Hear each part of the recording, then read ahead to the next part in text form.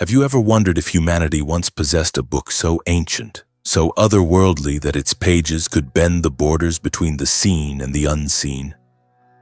Imagine a manuscript whispered about across millennia, hidden, burned, rediscovered, yet always returning as if refusing to die.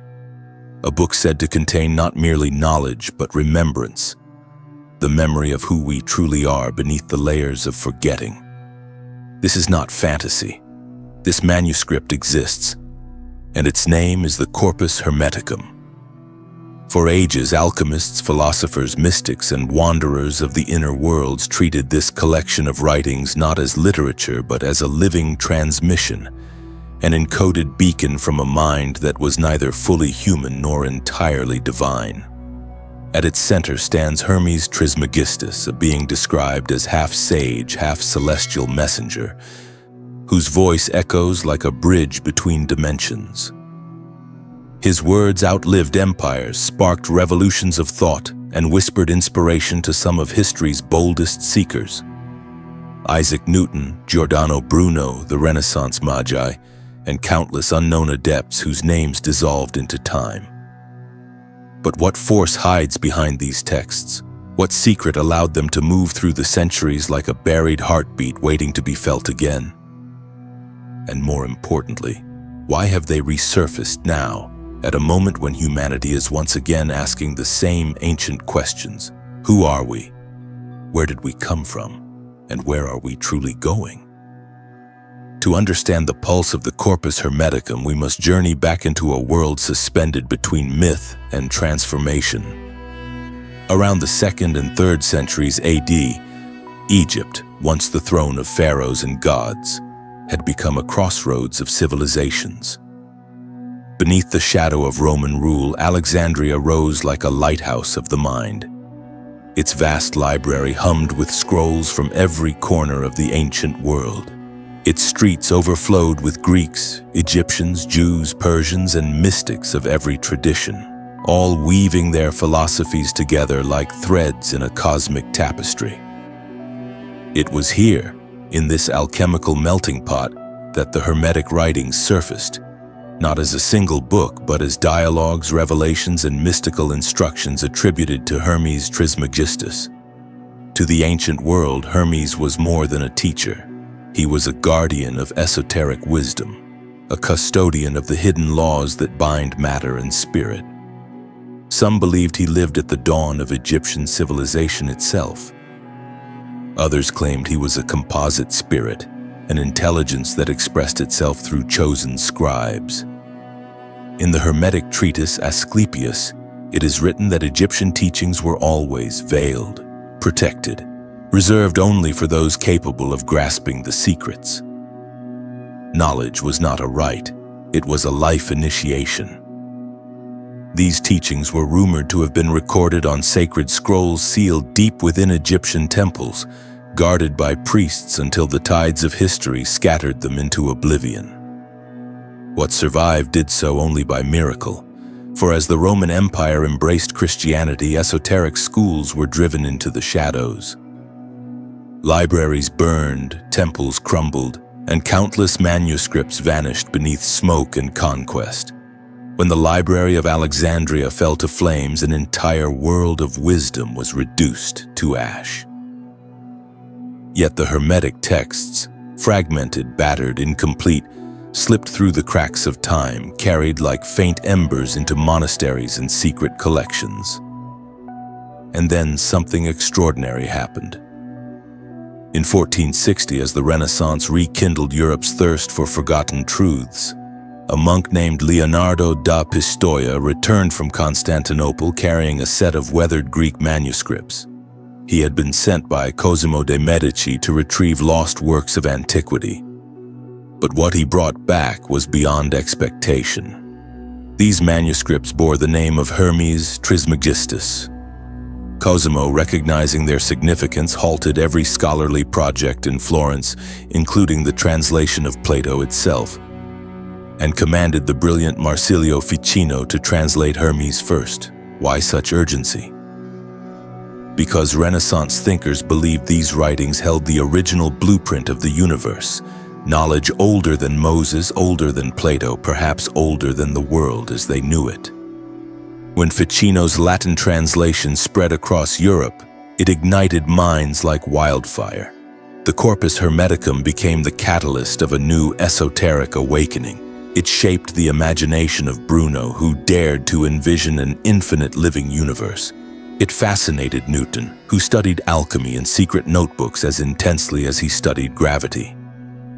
These texts reanimated the Western mystery tradition, yet their true power lies not in the historical ripples they caused, but in the inner transformation they invite.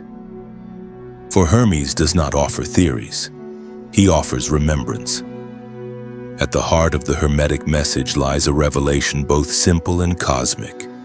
Everything is one. The separation between spirit and matter, human and divine, heaven and earth. These are illusions born from limited perception. In the first treatise, Poemandres, Hermes encounters a radiant being of light who unveils the truth. The all is one, and the one is the all. This is not metaphor. It is the architecture of existence. The universe, according to Hermes, is not a machine of random events. It is a living, breathing intelligence, a vast mind dreaming itself into form. And humanity is not a spectator in this cosmic unfolding. We are participants, reflections of the same divine mind, sparks of the same infinite fire. Yet this truth is forgotten. The human being, Hermes says, falls asleep within the density of matter, mistaking the body for the self, the external world for the ultimate reality. Awakening begins with self-knowledge, with remembering that we are more than flesh and fear. You are light and life, Hermes declares, if you so choose, for man is a mortal god and God is an immortal man. To grasp this is to begin the journey, to live it is to transform. But awakening in the Hermetic sense is not an escape from the world. It is a re-entry into it with new eyes. Hermes never teaches us to reject matter or flee from earthly experience. Instead, he shows us that every particle of existence, from the densest stone to the brightest star, is woven from the same divine essence. Matter and spirit are not opposites. They are two notes of the same cosmic chord. To perceive this unity is to step into the stream of true Hermetic vision. And yet, how does one cross that threshold? How does a seeker rise from the narrow confines of ordinary perception into the luminous field Hermes describes? Hermes answers with an unwavering clarity, through the mastery of the mind. According to him, the human mind is not merely a tool, it is a mirror of the divine mind, the very blueprint of creation. Thoughts are not trivial, they are forces. Beliefs are not private, they shape the contours of our experience. This is the Hermetic principle of mentalism, the all is mind. If reality is fundamentally mental, then transformation begins not in the external world, but in the inner landscape of consciousness. This is why ancient Hermetic practitioners devoted entire lifetimes to contemplation, meditation, and inner purification. They understood that the universe becomes readable only when the mind becomes still enough to reflect its truth. A turbulent mind distorts reality like a stormed lake distorts the stars. A serene mind reveals the cosmos as it truly is. And so, the seeker begins by turning inward, not to retreat, but to remember. Hermes teaches that our greatest chains are not the circumstances outside us, but the illusions within us. The ordinary person, he says, lives imprisoned by desires, fears, and false identities. They mistake the voice of the ego for the voice of the soul. They believe themselves separate from everything they long for, unaware that the very longing is the echo of their forgotten nature. The awakened one, however, recognizes the divine spark within and begins to act from it. The man who knows himself, Hermes says, becomes like God. For self-knowledge is not mere introspection. It is the unveiling of the eternal within the temporal. Still, self-knowledge alone is not the summit. Hermes warns that knowledge without discipline becomes a trap. The seeker must learn to master their lower impulses, not by repression, not by denial, but by understanding their origins. Passions cease to enslave us once we cease to identify with them. When the mind becomes clear, virtues arise naturally: integrity, compassion, courage, inner stillness. These qualities are not imposed from the outside, but awakened from the inside. And as the seeker continues, a moment arrives, a threshold Hermes calls spiritual rebirth. This rebirth has nothing to do with physical change. It is the death of illusion, the dissolution of the old self that clung to separation. Suddenly, consciousness expands. One sees the world not as a battlefield of opposites, but as a single living organism. Hermes describes this moment as an explosion of light within the soul, a recognition so profound it alters the direction of life itself. "O child," he writes, "when you understand that you are light and life, then you will enter the path of immortality. But this path demands humility." Many seekers fall prey to spiritual pride, mistaking glimpses of truth for full illumination. Hermes warns that the ego can disguise itself even in the language of enlightenment. True awakening does not inflate the self, it dissolves it. The Hermetic sage does not boast of wisdom. They embody it in silence, in presence, in alignment with the all. The journey Hermes describes cannot be reduced to formulas or rigid rituals. Every seeker's path is uniquely crafted by their inner landscape, yet the core principles remain timeless: self-knowledge, purification, detachment, contemplation, and eventual union with the divine.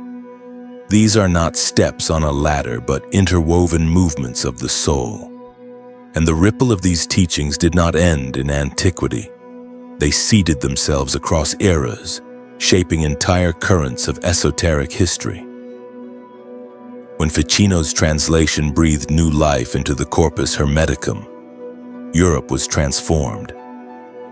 Giordano Bruno absorbed Hermetic thought so deeply that he dared to declare the universe infinite, alive, and intelligent, a vision too radical for his time, one that ultimately cost him his life. Yet his ideas survived, scattering like sparks across generations. Isaac Newton, known for laws of motion and gravity, was secretly captivated by alchemy and the hidden architecture of nature. To him, the physical world was only one layer of a greater mystery. He sensed that matter itself concealed a spiritual essence, a Hermetic truth, that nature and divinity were intertwined. For Newton, science and spirituality did not conflict, they converged. Alchemy, often misunderstood as the quest to turn lead into gold, was in truth a symbolic art of inner transformation. The alchemist's laboratory was a mirror of the soul. Every physical process reflected a spiritual one. As above, so below. The Hermetic principle of correspondence guided their experiments. To purify metals was to purify the self. To witness transformation in matter was to witness transformation in consciousness. Centuries later, in the 19th and early 20th centuries, Hermeticism surged once again. Orders like the Hermetic Golden Dawn resurrected ancient principles and infused them into rituals of magic, meditation, and symbolic initiation. Figures like Aleister Crowley, W. Westcott, and Franz Barden wove Hermetic laws into their spiritual systems, adding new interpretations to ancient foundations. Yet Hermetic influence extended far beyond occult circles. Carl Jung saw in alchemical symbols a map of the psyche. He recognized that the alchemist's quest mirrored the process of individuation, the journey of integrating the unconscious and becoming whole. The archetypes, the collective unconscious, the shadow, the self, these psychological concepts carry unmistakable echoes of Hermetic thought. Even in modern scientific frontiers, Hermetic ideas seem to whisper from behind the equations. Quantum physics suggests that consciousness may play a role in shaping reality. Fractal geometry reveals patterns that repeat across scales, an elegant parallel to, as within, so without. The interconnectedness of life, the subtle fabric of energy, the mystery of perception, all resonate with Hermetic vision. And in culture, its fingerprints are everywhere.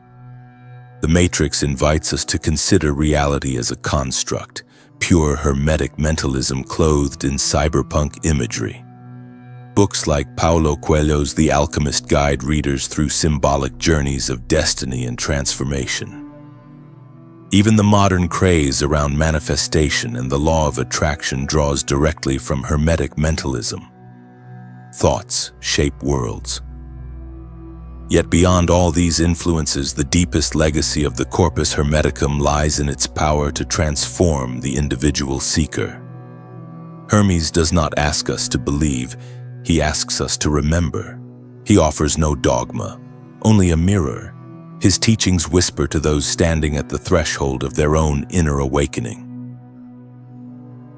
And so we arrive at the living heart of Hermetic wisdom, not in the halls of ancient temples, nor the libraries of Renaissance Florence, nor the hidden notebooks of alchemists, but in the quiet interior place where the seeker finally meets themselves. The true destination of the Hermetic path is not found outwardly. It is discovered in the stillness of the inner world, where consciousness turns inward like a serpent circling back to its own tail. Hermes teaches that enlightenment is not a final reward nor a distant summit. It is a continual unveiling, a returning to a truth that has always been ours. The moment the seeker recognizes the unity of all things, the illusion of separation cracks open, allowing light to flood into the mind.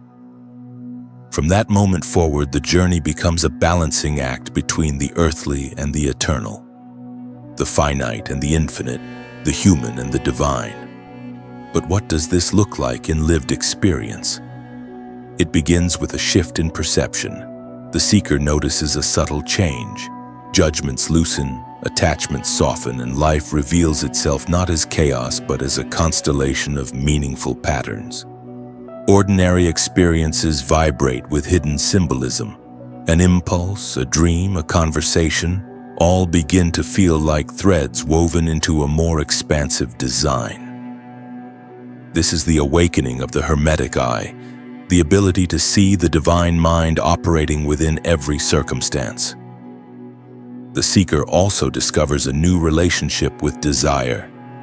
Instead of being controlled by cravings, they begin observing them. Desire becomes a teacher instead of a tyrant.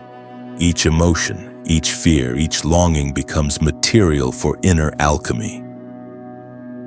The base metals of experience, anger, envy, grief, confusion, are slowly transmuted through awareness into clarity, compassion, and wisdom.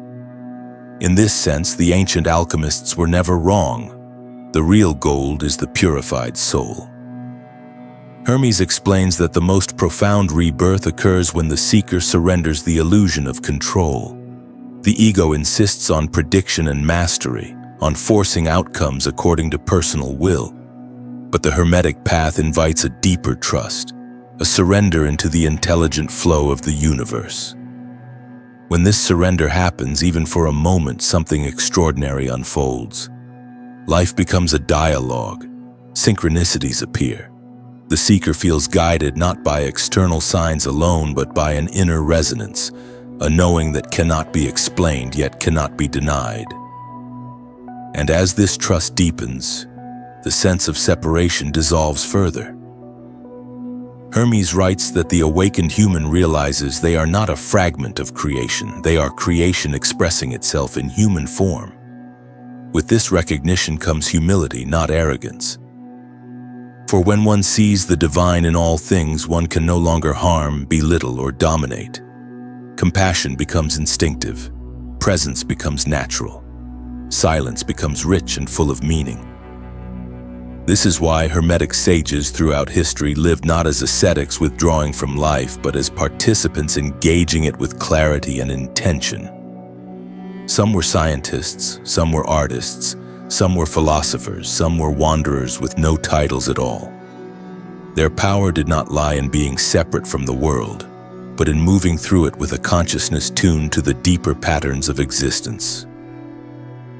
The influence of the Hermetic tradition continues today, not because of institutions or doctrines, but because each generation rediscovers these truths anew. In quiet rooms, in meditation circles, in scientific laboratories, in the pages of novels and films, Hermetic ideas echo like a timeless frequency. They call to those who feel, perhaps only faintly at first, that reality is far more mysterious, far more interconnected, far more alive than we were ever taught. Modern seekers find Hermetic wisdom surfacing in unexpected places. The idea that reality is shaped by consciousness resonates with modern theories of quantum observation. The principle, as within, so without, reflects itself in ecological sciences, showing the profound interconnectedness of living systems. Even neuroscience, exploring the nature of perception, begins to sound like a dialogue with ancient mystics, as if Hermes has been patiently waiting for us to catch up.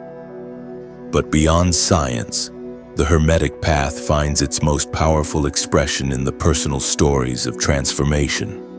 The individual who overcomes despair by awakening to inner strength. The artist who channels visions from unseen realms. The thinker who discovers patterns that unite the world's wisdom traditions.